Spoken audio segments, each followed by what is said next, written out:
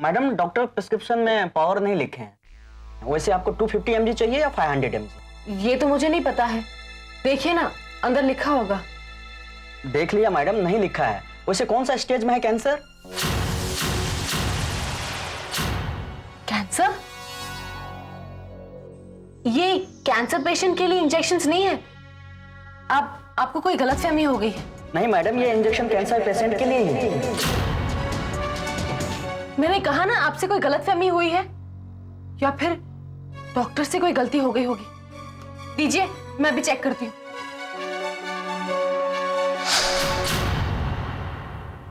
Nurse जी कहिए। ये injection आपसे कोई गलती हो गई है। कैसी गलती? वो क्या मैं जानवी की फाइल लिख सकती हूँ? नहीं, मुझे फाइल देने की परमिशन नहीं है। आप जाके जल्दी से इंजेक्शन ले आइए।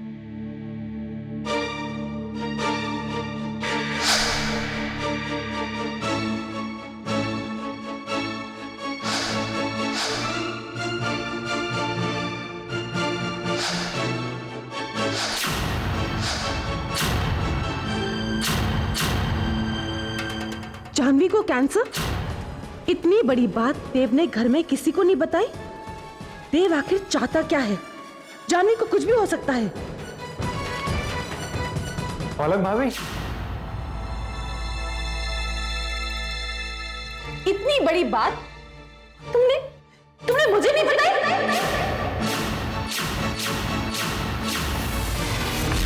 हाँ मैं जानता था पलक भाभी। मैं इतनी बड़ी बात जानता था, लेकिन मुझ पर क्या बीत रही है कि किसी को नहीं पता। दुखों का पहाड़ टूटा है भाभी, दुखों का पहाड़। कितना परेशान था मैं, लेकिन मैं नहीं चाहता था मेरे घर वाले परेशान हो। ये परेशानी नहीं है, बेटी है वो इस घर की, पत्नी है वो तुम्हारी। अरे जानता हूं भाभी, मेरी बीबी और किसी की बेटी है वो, लेकिन जब उस बेटी के बाप को पता चलेगा उसको कैंसर है, तब क्या बीतेगी पापा जी पर। पापा जी की तबीयत तो वैसी खराब रहती है। खुदा ना खास्ता कल को उनके साथ कुछ गलत हो गया तो माफ कर सकूंगा मैं? आप माफ कर सकेंगी? अरे नहीं भाभी जी, मैं अपने पापा जी को बिल्कुल दुखी नहीं देख सकता। ये बात उन्हें ना बताकर कितना बड़ा दुख होगा उन्हें, ये जानती हो तुम। हमें अभी और इसी वक्त घर वालों को ये बात बता देनी चाहिए।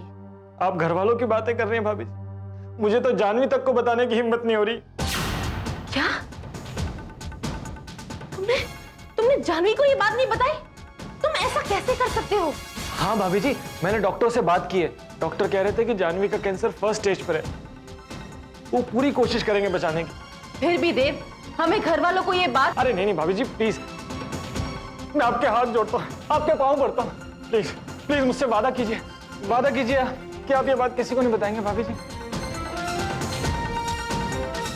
ठीक है देव, मैं ये बात किसी को नहीं बताऊं।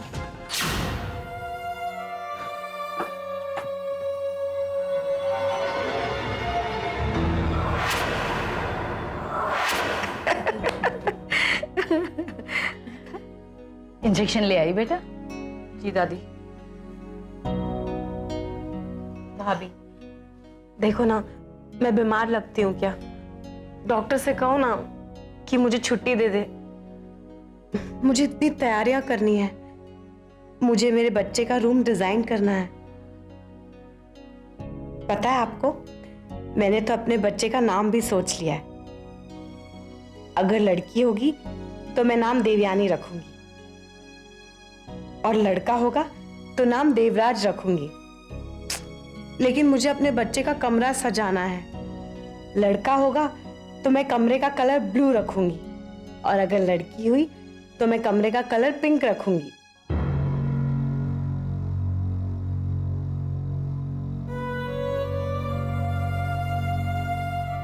अरे भाभी को क्या हो गया? ऐसे चले क्यों गई? बात को समझा करो बेटा। पलक अब कभी मां नहीं बन सकती, ये बात उसे याद आ गई और उसकी आंखों में आंसू आ गए। आंसू छिपाने के लिए वो बाहर चली गई।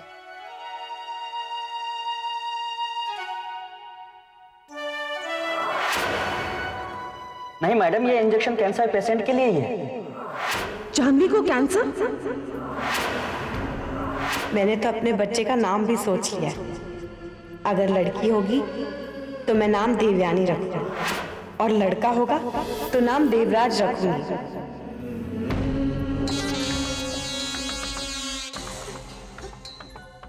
भाभी जी, अरे भाभी जी प्लीज थोड़ा कंट्रोल रखिए भाभी। आपके रोने से जानवी और घर वालों को पता लग सकता है, और मेरी जानवी को पता लग गया तो बिल्कुल बर्दाश्त नहीं कर पाएगी, टूट जाएगी भाभी जी। आप एक काम कीजिए, आप घर जाइए, मैं यहाँ पे सबसे बात जाइए आप। मैं समझ सकता हूँ इस वक्त आप पर क्या बीत रही। मैं जानवी से बहुत प्यार करता हूँ भाभी, मैं अपनी जानवी को बचाने के लिए कुछ भी करूंगा। आप जाइएगा। अपना ख्याल रखना देव, और जानवी का भी। हाँ भाभी, मैं रखूंगा, आप भी रखना अपना ध्यान।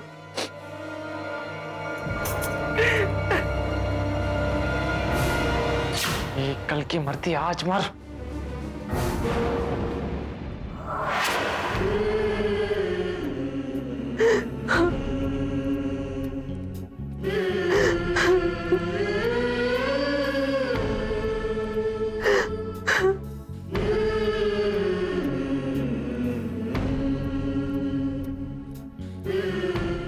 मैं तुम्हारा दर्द समझ सकती हूँ। बहुत बुरा हुआ जानवी के साथ। क्या जानती हो तुम जानवी के बारे में? क्या बुरा हुआ है उसके साथ? बहुत कुछ। आमीन पलक, इतनी बड़ी बात हम घर वालों से कब तक छुपाएंगे? अगर उन्हें पता चल गया तो? घर वालों को कुछ नहीं पता चलना चाहिए, वो टूट जाएंगे, जी नहीं पाएंगे। अगर उन्हें यह पता चल गया कि जानवी को कैंसर है,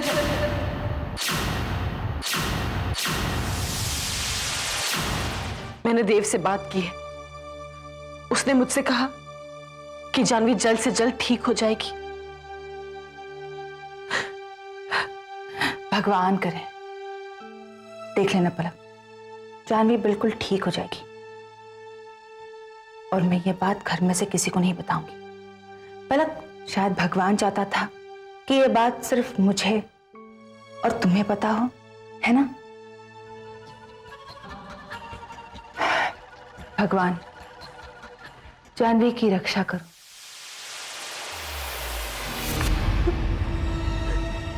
तुम हॉस्पिटल से चली क्यों आई? जानवी कितनी परेशान हो गई थी, बेचारी पहले से ही कितनी दुखी है। लेकिन तुम्हारा तो काम ही है सबको दुखी करना। तुम्हें बच्चा नहीं हो सकता है ना, उसका कारण है तुम्हारे पहले जन्म के कर्म। इस तरह से नजर लगाकर तुम जानवी को परेशान नहीं कर सकती हो। वैसे भी इस घर के दोनों बेटों को तुम नजर लगा चुकी हो, कम से कम बेटी को तो बख्श दो। बुआ जी, ये आप क्या कह रही हैं? वही जो तुम सुन रही हो ना, वही बोलती हूँ। मैं तो कहती हूँ जानवी को बच्चा हो जाए ना, तब तक उससे दूर ही रहो, फिर बोलना नहीं कि बोला नहीं था। हाँ,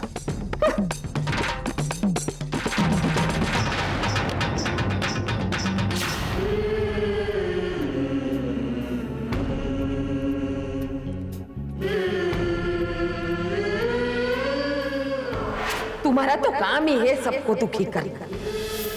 तुम्हें बच्चा नहीं हो सकता है ना, उसका कारण है तुम्हारे पहले जन्म के कर्म। वैसे भी इस घर के दोनों बेटों को तुम नजर लगा चुकी हो, कम से कम बेटी को तो बख्श दो।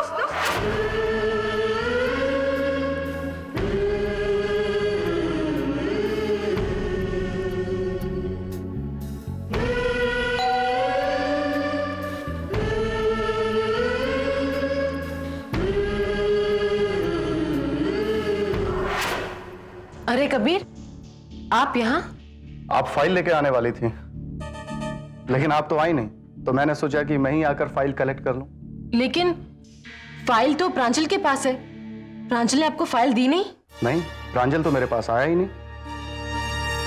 प्रांजल ने मुझसे फाइल तो ले ली थी, फिर वो गया क्यों नहीं? आप अंदर चलिए, मैं प्रांजल से अभी बात करती हूँ। या श्योर।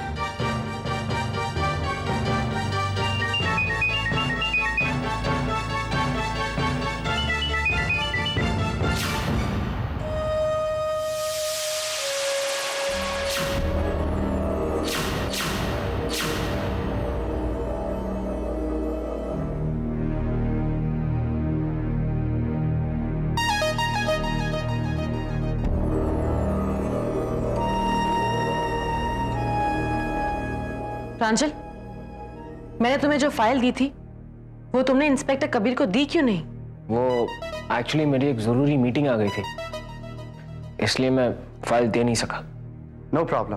क्या वो फाइल आप मुझे दे सकते हैं? हाँ, वो फाइल मेरी कार में है, मैं अभी जाकर लाता हूँ। हो सकता है दक्ष के लापता होने में आपके ऑफिस के भी किसी आदमी का हाथ हो, जो दक्ष के बारे में सब कुछ जानता हो। वो कब कहां जाता है, क्या करता है, उससे उसकी कोई दुश्मनी हो और वो इस तरह अपनी दुश्मनी निकाल रहा हो। लेकिन वो कौन हो सकता है मिस्टर कबीर? क्योंकि बिजनेस तो अकेला दक्ष हैंडल कर रहा था और मैं ऐसे किसी इंसान को नहीं जानती जो दक्ष का इतना बड़ा दुश्मन हो। पता कीजिए पलक, आई एम श्योर दक्ष का कोई ना कोई दुश्मन जरूर है।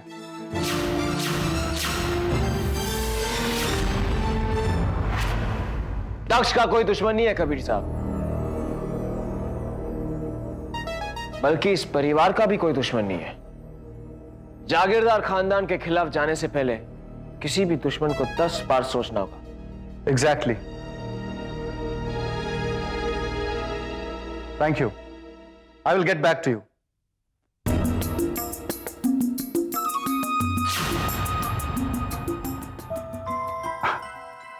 Okay, bye. बाय। क्या बात है प्रांजल, तुम इतने परेशान क्यों लग रहे हो? वो सिर्फ उनकी एक राय थी। वो सिर्फ एक राय नहीं थी, वो ये कह रहा था कि शायद दुश्मन। एनीवेज, पुलिस वालों का काम ही होता है शक करना। देखो पलक, इस वक्त हम सबको दक्ष की फिक्र हो रही है, हम सब उसे ढूंढने की कोशिश भी कर रहे हैं, लेकिन मैं नहीं चाहता कि कोई भी तुम्हारे दिमाग में उल्टी सिल्टी बात डाले। इस वक्त तो मुझे खुद समझ में नहीं आ रहा है कि मैं किस पर भरोसा करूं और किस पर ना करूं। मैं सिर्फ इतना जानती हूं कि दक्ष कभी धोखा नहीं दे सकता। भगवान करे कि ये सब बातें सच ना निकले। चलो छोड़ो इन सब बातों को, मुझे बहुत भूख लगी और जल्दी से खाना लगा लो। मुझे भूख नहीं लगी प्रांजल। कहां जा रहे हो? क्यों, मैं यहां से जाऊं या आऊं, इससे तुम्हें क्या फर्क पड़ता है? अच्छा ठीक है, तुम्हें भूख लगी है ना, चलो हम खाना खा लेते हैं। नहीं पलक, मुझे भूख नहीं लगी है। अरे लेकिन अभी अभी तुमने कहा कि तुम्हें भूख लगी है। हाँ, मैंने कहा था कि मुझे भूख लगी है, लेकिन अब मुझे भूख लगी नहीं है। मैं थोड़ी देर के बाद आऊंगा।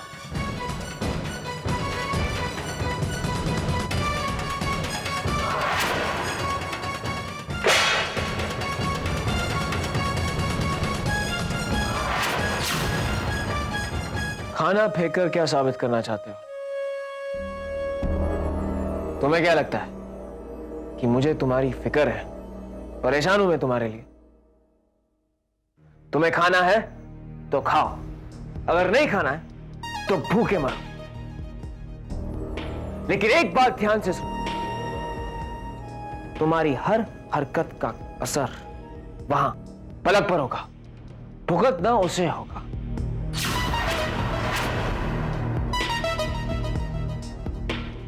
धमकी दे रहे हो मुझे?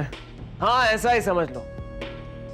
तुम हो यहां, लेकिन वहां सबके दिल में हो। और तुम्हें क्या लगता है ये सब मैं बर्दाश्त कर पाऊंगा? नहीं, जी करता है कि तुम्हें मार देता। यही ना प्रांजल? काश काश मैं ऐसा कर सकता था, लेकिन यहां तुमने एक गलत कदम उठाया और वो गलत कदम पलक पर भारी पड़ेगा। करोगे तुम और भुगतेगी पलक, समझे?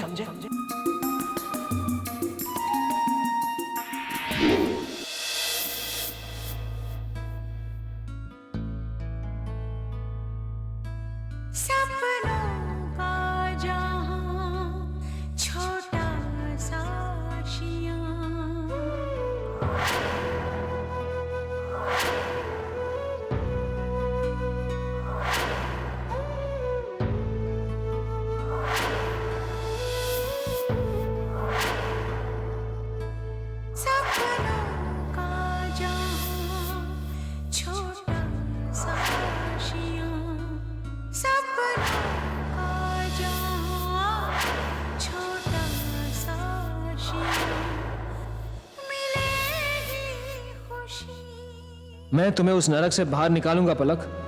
मैं तुमसे वादा करता हूं, मैं तुम्हें उस दुनिया से बाहर ले आऊंगा। मैं जीऊंगा पलक, सिर्फ तुम्हारे लिए।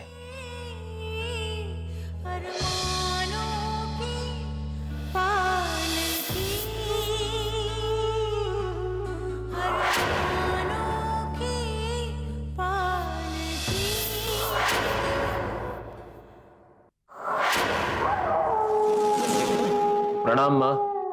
मिला है अपने भाई से?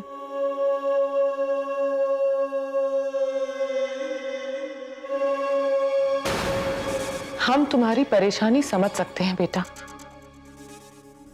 हर पल अपनी पत्नी पलक पे नजर रखना। अगर उसने कोई ऐसी वैसी हरकत की तो पुलिस हम तक पहुंच जाएगी, और उस वक्त हम तुम्हारी मदद नहीं कर पाएंगे।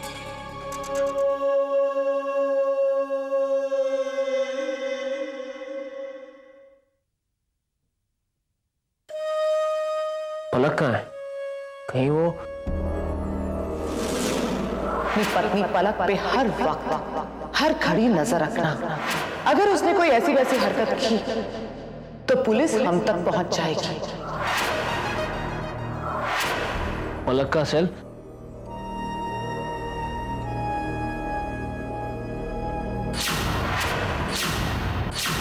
पलक के सेल पर इंस्पेक्टर कबीर के सबसे ज्यादा फोन कॉल्स आए हैं। इसका मतलब मां का शक सही निकला। अब मुझे ही कुछ करना होगा, खास कर ये कबीर के बच्चे का। इंस्पेक्टर कबीर, आप यहाँ आने से पहले एक बार फोन तो कर दिया होता। एनीवे, कुछ पता चला?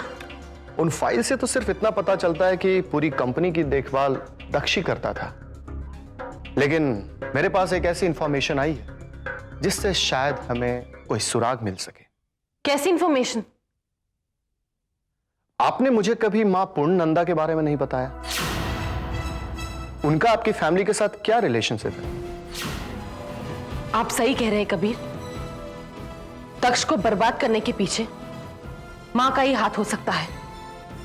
वो दक्ष से बहुत नफरत करती है। वो दक्ष की बहुत बड़ी दुश्मन है। वो दक्ष को बर्बाद करने के लिए किसी भी हद तक जा सकती है।